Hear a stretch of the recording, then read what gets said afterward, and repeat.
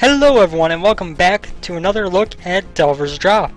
We are here to, as mentioned, take a look at some of the other classes, see what we can figure out around here. It's been confirmed to me, by the way, that we just kind of had a weird stroke of luck that both our runs with the Sorcerer had the same weapon. There's no guarantee that they will have the same weapon. In fact, there are multiple weapons for each class at the moment. So now we are going to play with the Rogue. One big difference you're going to notice with the Rogue is we have this shield here, which we will be able to use to obviously block shots. It also allows us to strafe. We can't attack while we have it up, but it does allow us to strafe. So that is a big plus in terms of both kind of a little bit of movement control and in terms of just having a little bit of ability to save ourselves when we're up close and personal in melee combat. Now, I forget which way we have to go to get to the drop. I think it's down at the end here. I think I just walk straight down instead of into one of the side doors. Yeah. And we'll open up this switch, and we will head down to the next floor. Well, the first floor, really. That's just the jail. It's not a floor. So we'll wait a couple seconds for the map to load in here. And while we do, we will listen to some more of this music. And we will wait to see how I can fare with the Rogue. There we go. So now the Rogue in general is a little bit tighter on the ground. When you stop very quickly. So obviously that's a little bit of a difference from the bit more floatiness that the Sorcerer brings. But we're going to do our best to make this work. Obviously there is a little bit of a difference between melee combat and ranged combat. In the sense that, you do have to be up close and personal with the enemies in order to hit them, which means that you are putting yourself at higher risk of damage. There was nothing over this way, which I believe was our straight north path. Not quite, actually. We can go and kill these bats, hopefully. Did take a little bit more damage. I really love the very satisfying clunk when you hit something like one of those pipes with this machete. I quite enjoy it. And so I have heard that there is one weapon I'm interested in seeing, which is the Buzzing Steel Saber, I believe is what it's called. I'm interested to see that, but obviously this time we got the Rusty Machete. I have also heard that the Triplet, the weapon that we had for the Sorcerer last time, used to be rather overpowered. It got nerfed since then. It's got its advantages, but it's definitely weaker per shot than the standard weapon for the Sorcerer, the single shot wand. So that explains why it was taking quite so many hits to kill the enemies, was simply because we had a situation where... Okay. Now, of course, the plus to melee combat is we can just kind of get up close and block those flames before they have a chance to move. Oh god. Spiders are kind of a jerk.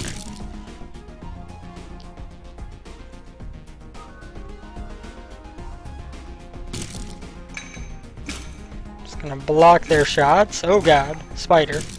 Spider, please. Ghost. Ghost, please. But yeah, I have heard that, and I think it kind of makes sense given the experience we had with it, that the Triplet has multiple shots, but it also does less damage per shot than the standard wand. So if we had had a standard wand, things would have been dying a little bit easier than they were, given the item that we actually held. So that is one thing to watch out for, is the fact that different weapons obviously are going to have different power levels. And the one that we had was one of the lower power per shot, but multiple shot ones. That gave us a full shield bar. That's good. We want to survive. Really don't want to die quite so quickly. Okay, on to this room. Nothing going on. There we go. Of course, it's going to be interesting once they implement items fully as well, since once they do, it is going to be a little bit of and it'll balance things out a little bit between the classes. The Sorcerer won't have as much of an inherent advantage in range because the other classes will have things like crossbows and items like that. And obviously the Sorcerer will be able to pick up some melee weapons for if things get too close to handle from a distance. So it'll be, you know, not necessarily will everything be perfectly balanced by the adding of those items, but it will certainly go a long way toward making it where, you know, it's not extremely beneficial to be able to just hang back and do ranged attacks with the Sorcerer compared to the other classes, because everyone's going to have their items that can handle that in situations when it's needed. I'm not sure if our health is actually full or not. I believe last time I went down the floor with partial health and it showed up as full, I ended up dying like right when my shields ran out, because I didn't have much health besides that. So I'm glad we picked up a little bit of extra health just in case as well. Yeah. Yeah, shoot the other ghost. That's right. Eat it. Eat it! Oh, hello, little rat. Aren't you the last thing alive? Shield! I'm still not entirely sure if... whoa. That slime just had a perfect knockback. I'm still not entirely sure if there's anything I can do with the shield. I know that there are things like a shield bash, I'm just not entirely sure how to do that.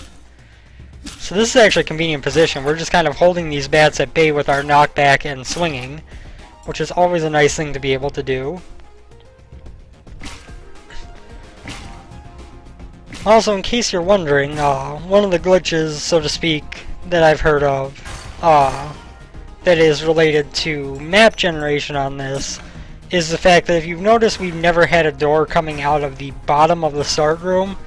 For some reason, there is just no way for a southerly door to spawn right now. Obviously still a work in progress, so that is something to be expected. But all I'm getting at is, that's also possibly in part why there seems to be a tendency for if you walk straight north, you find the exit. It could be simply because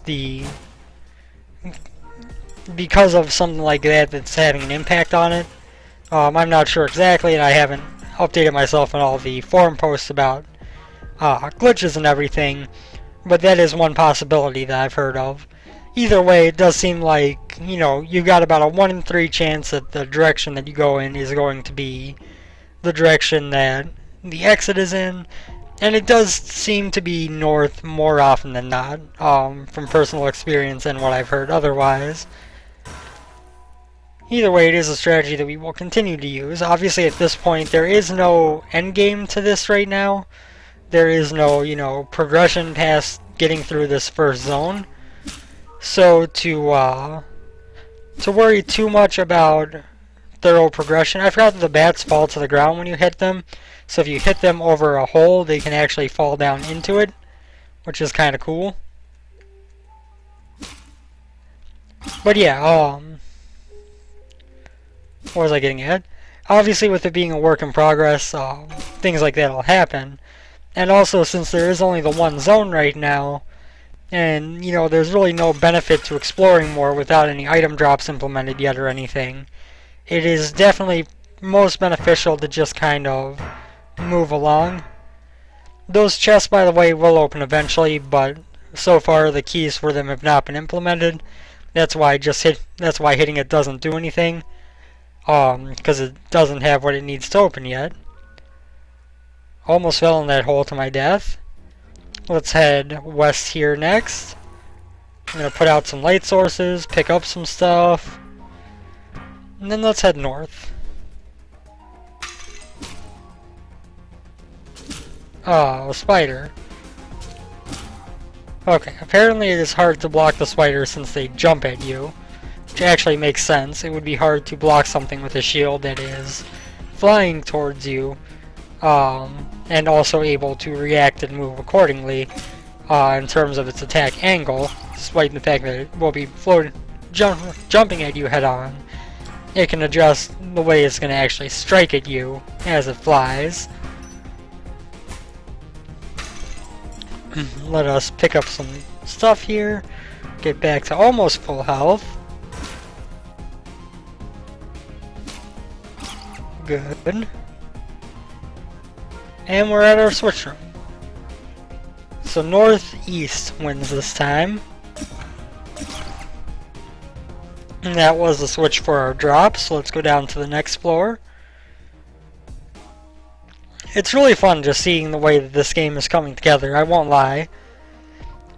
You know, come the end it's going to be a much more thorough and large experience, I guess is the best way to put it.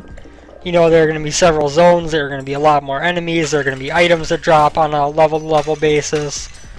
You know, you're going to have a leveling mechanic where you're going to have the potential for skills and everything. So there is definitely a lot to be added to this game still. And in its current state, I'll admit that it is relatively, I don't want to say easy because I do take a lot of damage and I do die more often than I do in some other games.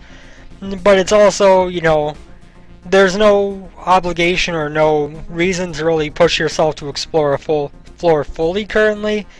And that means that you can very much minimize your risk of taking damage, minimize your risk of having problems by way of going back and dropping down as soon as you find the opener, as soon as you find the switch to open the exit. So obviously these things are going to change and adjust as the game progresses in its development, but that also means that we do have a little bit of a situation currently where, you know, things aren't always as they will be in the final game, which is to be expected from a game in alpha currently. I guess it's technically beta, although it's not feature complete, which is normally the requirement for beta, or to be called a beta by a lot of times. But there are reasons to jump into a beta phase earlier, especially when you have a Kickstarter with a promised exclusivity into a pre-beta phase and into a beta phase for people who backed on Kickstarter, and you want to open up the game for other people to get into and start testing. Because obviously, you know, Kickstarter backers like myself, maybe I don't necessarily, or haven't necessarily, I guess I should say, played the game enough to, you know, help out a huge amount in development. But having people pay their way into the alpha can certainly increase the number of people who are experiencing it, which encourages you to want to put it up for early access as soon as possible. So, you know, jumping to the term beta a bit early in order to get your Kickstarter Kickstarter backers their exclusive time, and then, you know, using the fact that you're now in that beta phase, even though it might not be a technical beta, allows you to, oh god. Why? Why? Goblins, go away!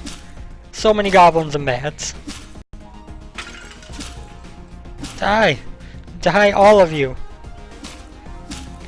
But yeah, that does allow you to kind of open up the ranks for more people to be testing, which obviously is going to make the game better in the long run, while still fulfilling your obligation to your, Kickstarter backers. So, you know, there are reasons that you could consider this still an alpha. There are definitely reasons to consider it a beta as well. It pretty much depends on your personal definition of what those two terms mean, and how much you take, and how much you consider the technical terms and the terms that the developers are using to be indicative versus the terms of, I guess you could say, more standard terms.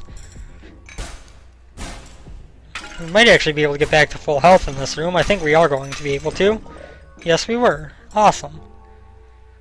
There is actually a little shield fragment there, but it doesn't help us. So let us continue along here. Kill as much as we can. Also, right now there are currently 5 zones in World 1. We found that out yesterday. There are supposed to be 4, as I mentioned in my video last time. But there's just an extra floor spawning right now.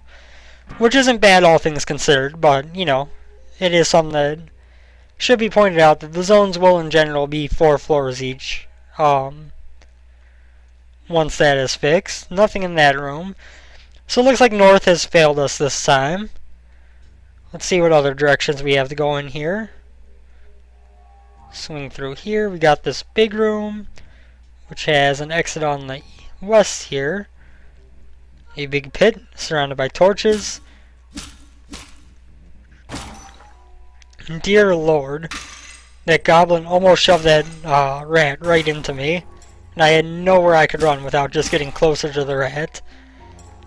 Okay, let's run through here. I do have to add, I don't know if I said this in the last video, but this game is continually looking more and more gorgeous the more I see added into it. The art in this is really one of the most fun to look at factors. The gameplay is really fun, I love it, but there's also the fact that the graphics are just gorgeous. Ooh, I actually blocked that ghost flame with my sword. I feel accomplished now. That time I didn't do it. I should have used my shield. Oh god, we might die here. We might die here. No! I refuse!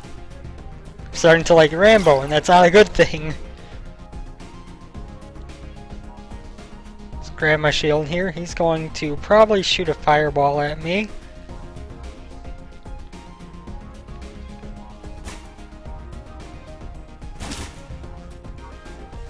Oh, I was facing the wrong way. Oh, excuse me, I'm sorry. Yeah, the shield obviously once you activate it kind of holds you in that direction until you release it and turn. So, ooh, we got a different weapon this time.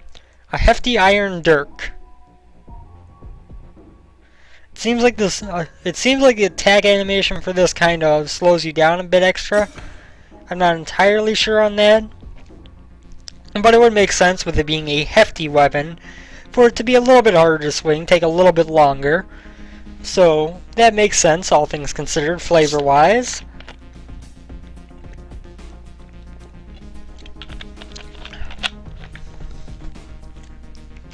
I apologize, but that loading time was the perfect time to get a drink.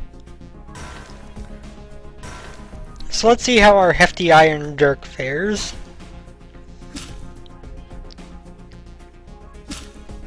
Okay, in terms of damage, this is a little bit stronger, it seems. That rat went down in 2 strikes that time. I believe the ones on the last run were taking 3 to bring all the way down. That spider also went down in a single hit. So the iron dirk is a little bit harder to is a little bit more hefty, as the name implies, and takes a little bit more to swing with, but it also does more damage to account for it, it seems. Well, that spider took 2 hits, so I don't know what I'm talking about. Whew. And we're going to keep heading north as far as we can go, see if we can continue the trend of northern doors. Northern switches, I guess is the better way to put that.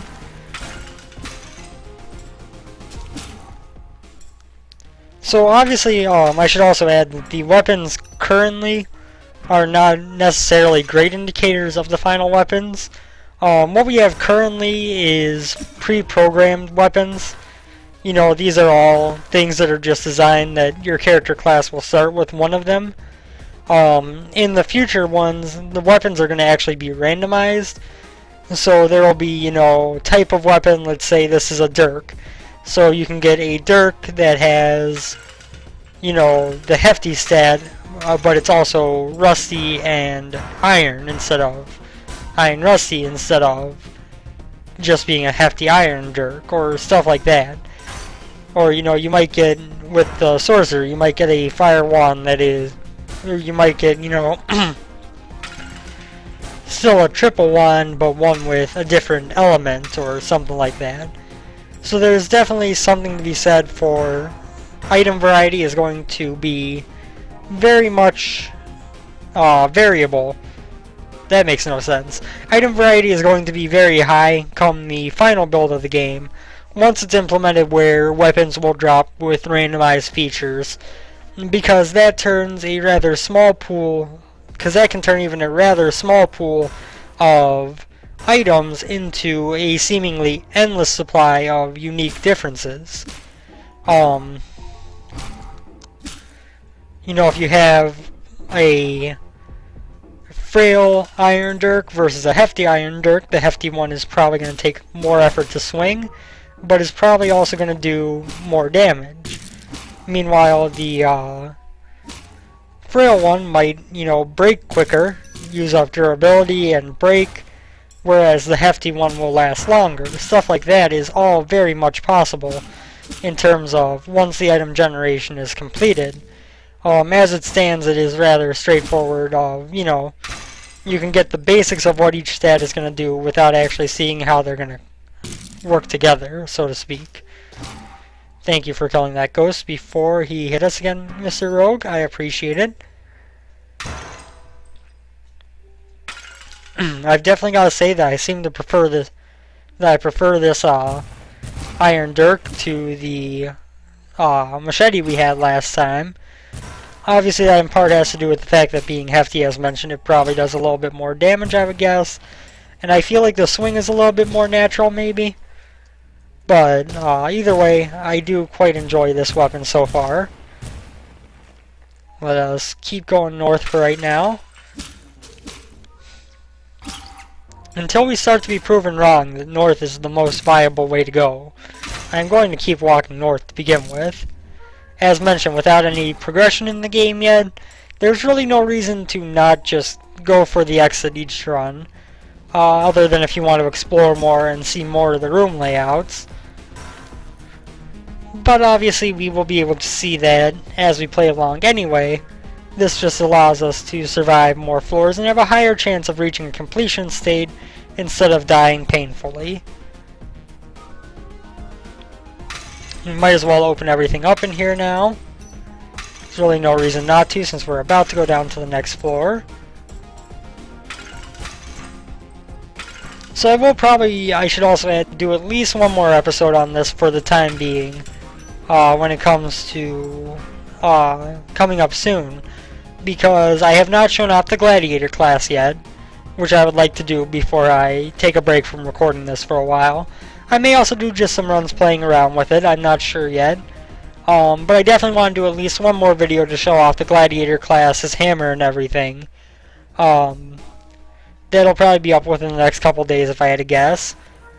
I will also be recording some Our Darker Purpose soon, I'm sure, which I look forward to getting into the most up-to-date part of it as well.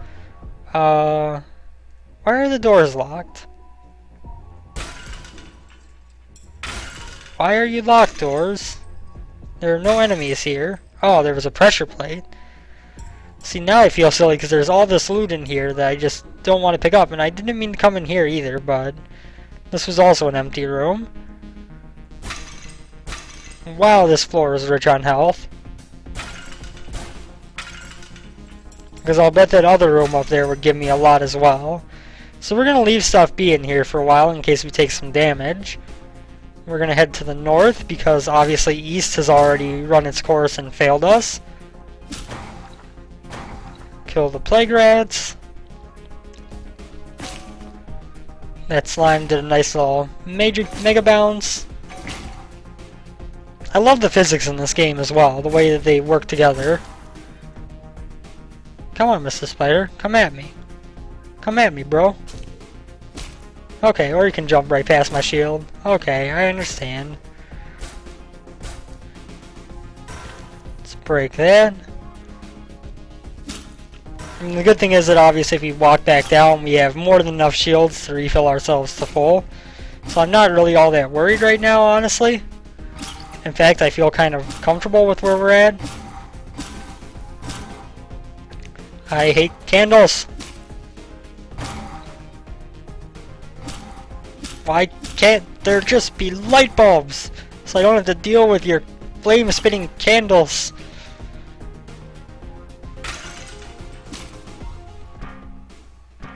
That is going to give us a little bit of our shielding back. As well, this bat is just kind of hanging out here over this gap. Just knock him down.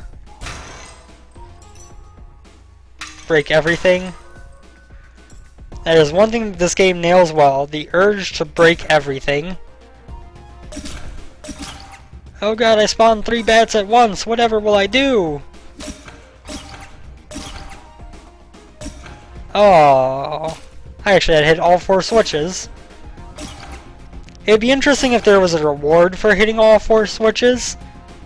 You know, like looking forward into a later point in the game. I mean, obviously you're going to get experience for the bats you kill or whatever spawns when you miss a switch on different floors. But is that really a reward enough to justify going for breaking all 4 of them every time and hitting all 4 of them every time if you get the right one on the first switch? It'd be interesting to see a kind of some kind of mechanic added where if you break just the first switch, wow, we got a big shield and a big health potion in there. Too bad we're done with this floor and we don't actually need either of them, but that was kind of cool.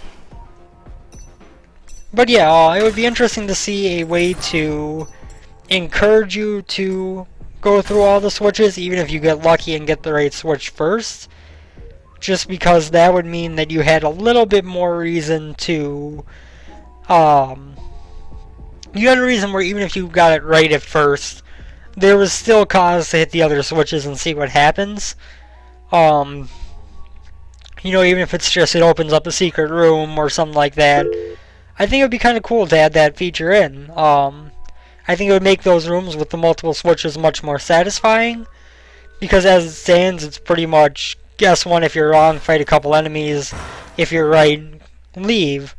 If it became guess one if you're wrong, fight a couple enemies. If you're right, either leave or open up the rest of the switches to see what happens, it would be kind of interesting, I think. I should go down here and work on refilling the 1 health that I just lost. Pick up that big shield and that will do it. Oop. Wrap around.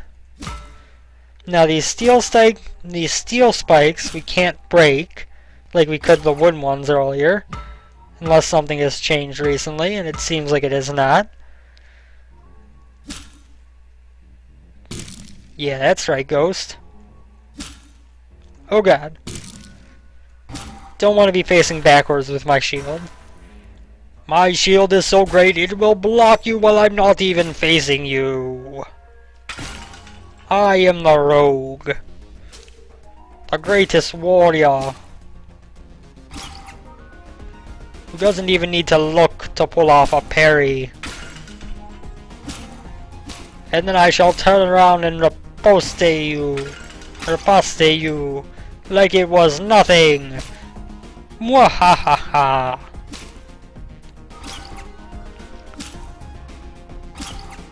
That was one thing I never got good at in Dark Souls. I was never good at the parries and ripostes. I got a little bit better as time went on, but like my first time fighting Gwyn at the end of the game, I had to summon help, and it wasn't because it was the first boss in the game, the only boss in the game that I summoned help on was the one that is widely considered to be one of the easiest bosses in the game.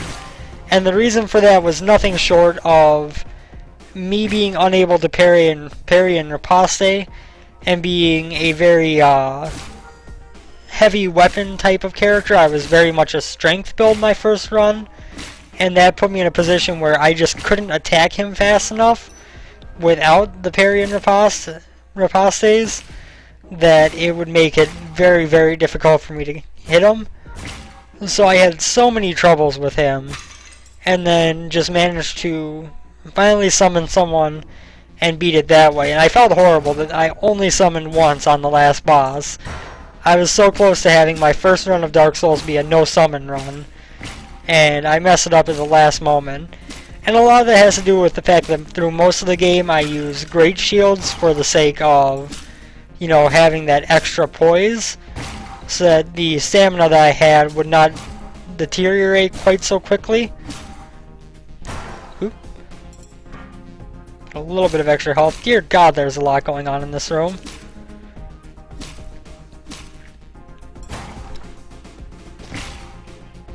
Health potion mini. But yeah, so you know, when you're using great shields throughout the whole game, it does get kind of hard when you get to the late game and you're on a boss that's kind of designed for parrying to adjust to that, and I wasn't able to that first run. Since then I've gotten better at it, although I'm still not great.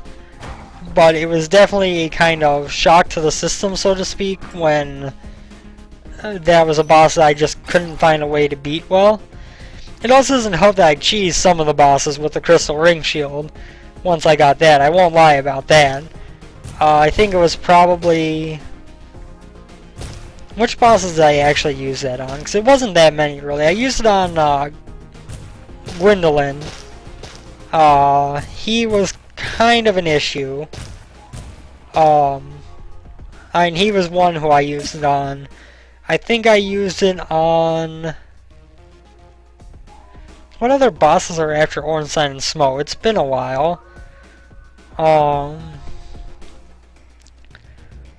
don't think I used it on Nito, because he had the other skeleton spawning, and that made it much harder to use on him. I couldn't use it on Seath because you had to attack him.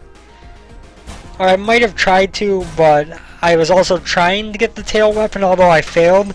So I wasn't using it much there because I wanted to try to aim for the tail.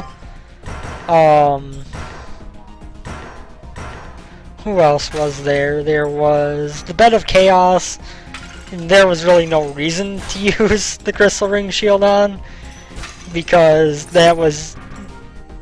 The only thing hard about that boss was getting knocked into the abyss over and over. Who was the other one? Nito in the Tomb of Giants, Seath in the Duke's Archives, Lost Izalith, and the Bed of Chaos, and that left...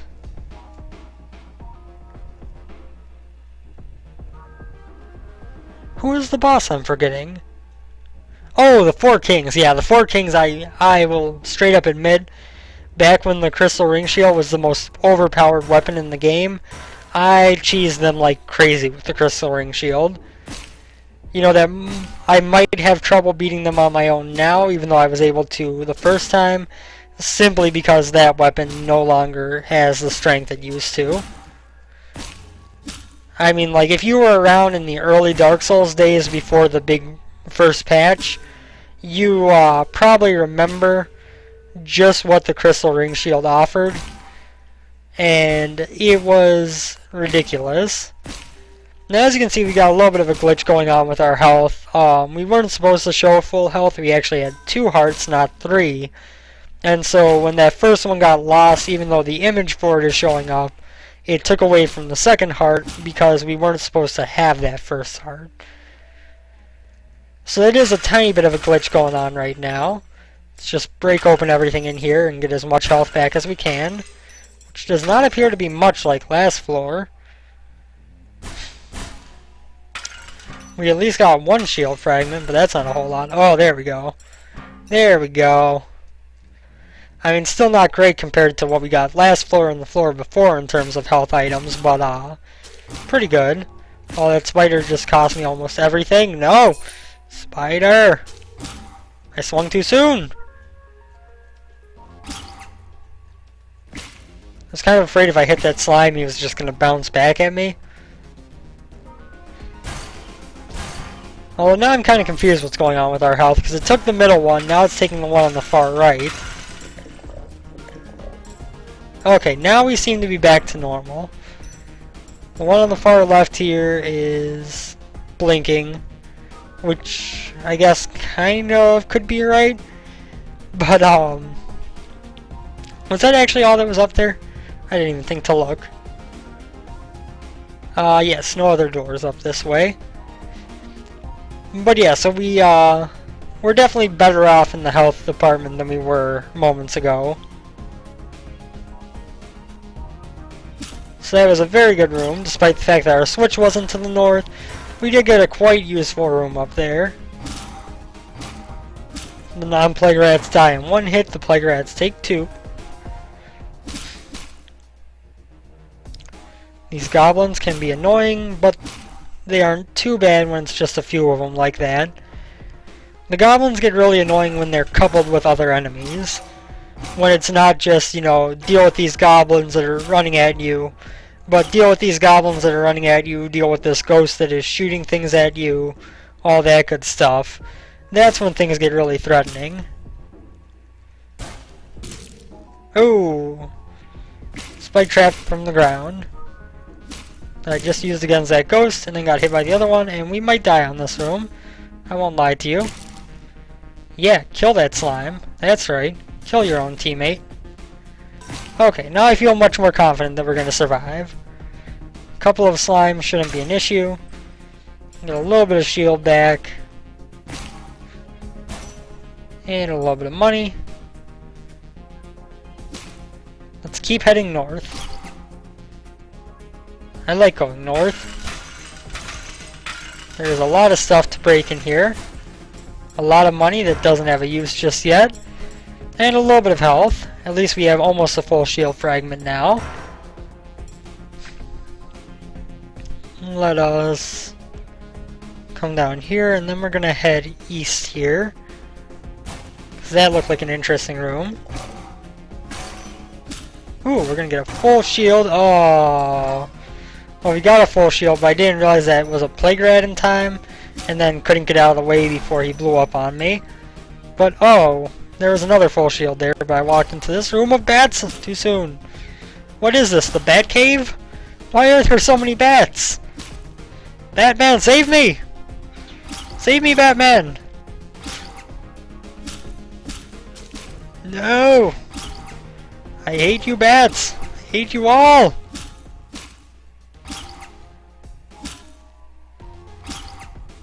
There we go. We got this, guys. We got this. We're clearing this room of bats. Bats ain't got nothing on us. Yeah, buddy. That was seriously a huge amount of bats, though. Why were so many bats just chilling in this room? They're all like, we're gonna go hang out in this specific room in this dungeon. Come on, guys, let's go. All the bats were like, yeah, we should all go party together. And the rogue, or more specifically, Picard the Shady, wept at the number of bats faced before him. There we go. Shields are back to full. Our health is still not quite there, but pretty close. Let's head west now. Start taking out these slimes and the goblins. And see, like this room even, the slimes aren't much different than the goblins, except they are less actively out to get you, and they are more bouncy. And in that room, things weren't really too much of a threat, although I did just take a shield worth of damage walking into that slime like an idiot. To the north! I'm going to be so lost trying to find my way back to the entrance. Or back to the drop, I guess I should say. I know I'm probably wasting a huge amount of health, but quite frankly, I want to open all these things and see what's in them. Okay, good enough. We couldn't find anything that would put our health back to full. Oh god. Let's walk directly into a plague rat to start that room. There we go. The more we kill, the better we are.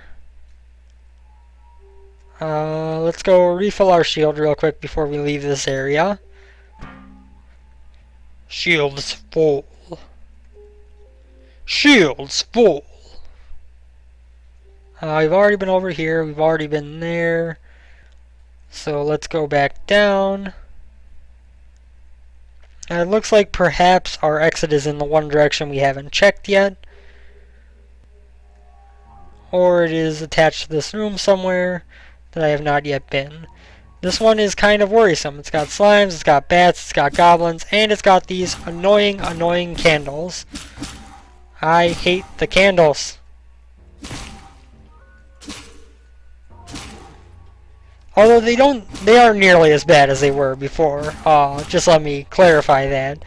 The reason I hate the candles, if you watch some of the earlier episodes after they were introduced, is because they used to spawn a huge amount of those little flamelings, or whatever you want to call them.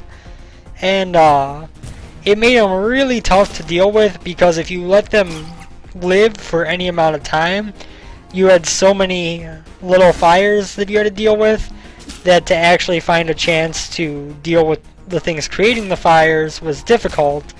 And that meant that more and more fires spawn. It got more and more difficult to deal with the candles. Those rooms were always things I was going to take damage on. They aren't so bad anymore. I just have this overwhelming fear of their past self to make me hate them. Let's see, we are going to kill everything we can. Boom.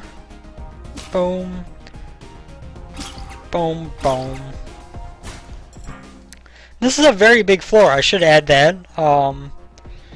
Given the fact of how much we've explored already, either the path to, I think it was the east that we haven't done yet, either that is not very long, or we have an absolutely humongous floor. I mean, the floor is big as it is, but if that's not a short path, then it's just insanely huge. You have a little L-shaped room that ends in a dead end. Well then, I did not expect that one. Let us come up here where we will go not north. We came in from that door at the bottom, obviously, since it's the only other door. So I guess we move onwards now. Nothing going on down there.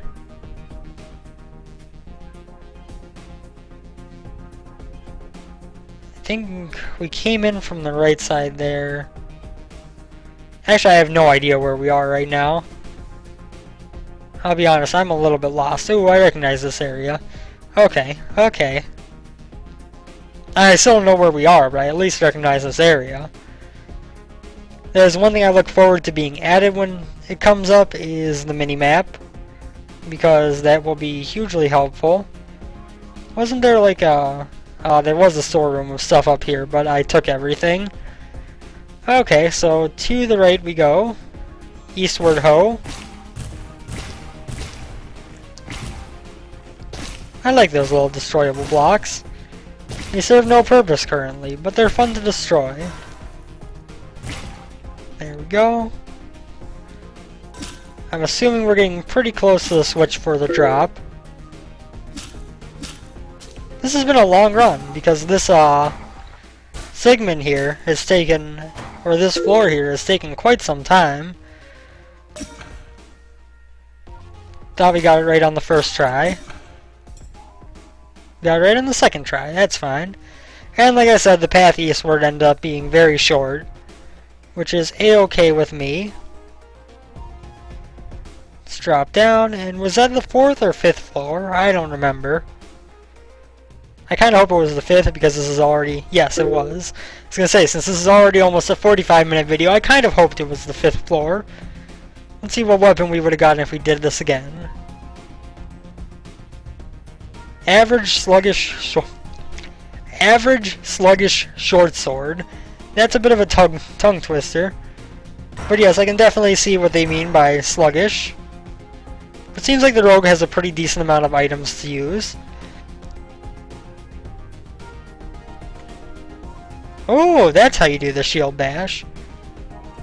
If you're holding a direction and you just tap dodge and tap shield, you do a little shield bash, which can probably break things, I would assume. Well, maybe not. Nope, but it can push things out of the way a little bit more effectively. And if you just press it when you aren't holding a direction, then you do this backwards dash. That's useful to figure out at the end of the episode, isn't it? Anyway, as always, thank you guys for watching. I hope you've enjoyed this continued look into Delver's Drop. This is something that, like I said, we'll be back for at least one more episode as we show off the Gladiator. But for right now, we are going to end this looking to go on in the next one. Thank you guys as always for watching. Hope you enjoyed, and I will see you next time. Take care, everyone. Later.